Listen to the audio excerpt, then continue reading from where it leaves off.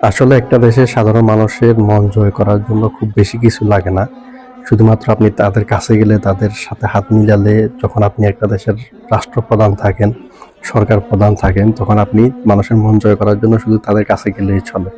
তাদের সাথে হাত মিলান, তাদের সাথে কথা বলেন।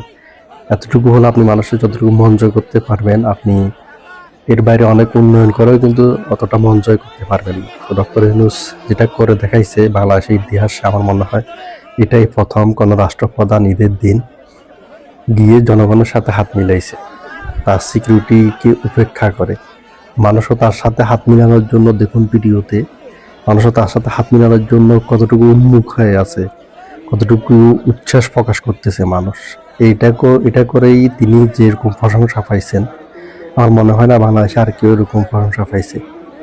এই জিনিসটা খুবই দরকার। অনেকে বলে যে হ্যাঁ, অতীতে তো এরকম পুরুষ কেউ ছিল না, মহিলা ছিল প্রধানমন্ত্রী, কিন্তু দ্বিতীয় রাষ্ট্রপতি ছিল কিন্তু পুরুষ। কিন্তু কোনোদিন দেখেছেন কোনো রাষ্ট্রপতিকে এই দেশ নামার শেষে এভাবে গিয়ে কোনো জনগণের সাথে বা মানুষের সাথে গিয়ে এভাবে হাত মিলাইতে? দেখেন নাই, অতীতে এরকম হয় নাই। এটাই বাংলাদেশের ইতিহাসে প্রথম। ঈদের নামাজ শেষে একজন রাষ্ট্রপ্রধান গেছে জনগণের সাথে হাত মিলাইতে, এতে করে সবার মন জয় করে নিয়েছে। এই জন্য প্রধান উপদেষ্টাকে ধন্যবাদ জানাই।